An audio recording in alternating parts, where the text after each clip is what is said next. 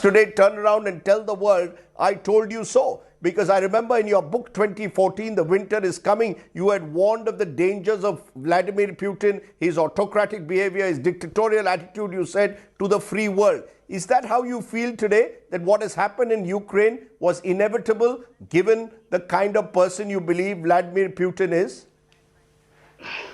This is not the moment where I'd like to celebrate my prescient forecast about Putin's war. I think it could be avoided if the free world was listening, not just to me, but to Putin himself. Because Putin was quite open by declaring his plans, his visions, his strategy. Back in 2007, in February, at Munich Security Conference, he talked about the world that should return to the spheres of influence.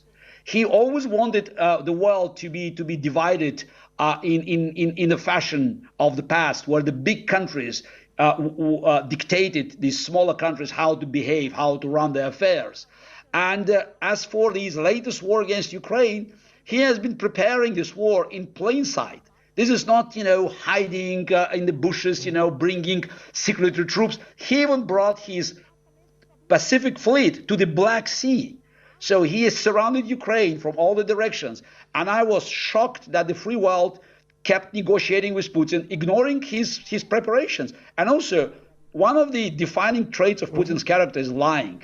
He has a long record of lying and eventually, turning everything, back and forth to his advantage. And it was utterly stupid not to recognize his intentions towards Ukraine, because he never recognized Ukraine as an independent state. And for many years, Russian propaganda on 24/7 has been denying Ukraine's existence. So I think the attack was very natural. But what is happening now is definitely not going according to his plan, because he failed to take over Kyiv within 2 or 3 days as he planned. And heroic defense of Ukrainians, is threatening very much Putin's image of an invincible leader.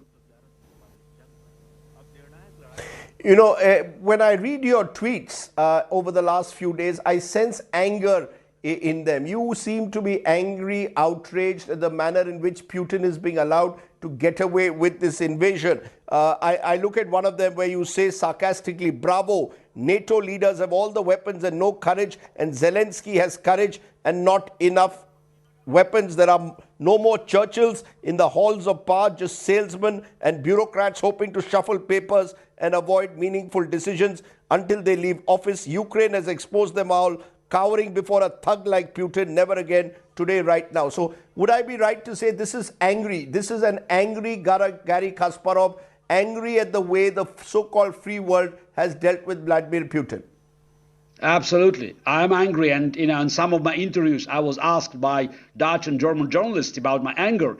And I say, look, people are being killed. And one of the reasons, that you guys for many years ignored these warnings, and you were doing business with Putin as usual.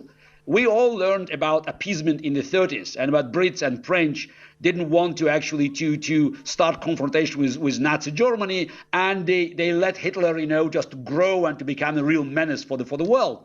But we can always give an excuse to Chamberlain and Daladier because they were not doing business with Hitler. The problem of Europe today is that so many politicians in Germany, in France, in Italy, in Britain, they want directly or indirectly connected to Putin's business interests. Many European politicians like Gerhard Schröder, retired politicians, top politicians, recently François Fillon, former prime minister of France, they didn't see anything wrong by serving Putin being on his payroll.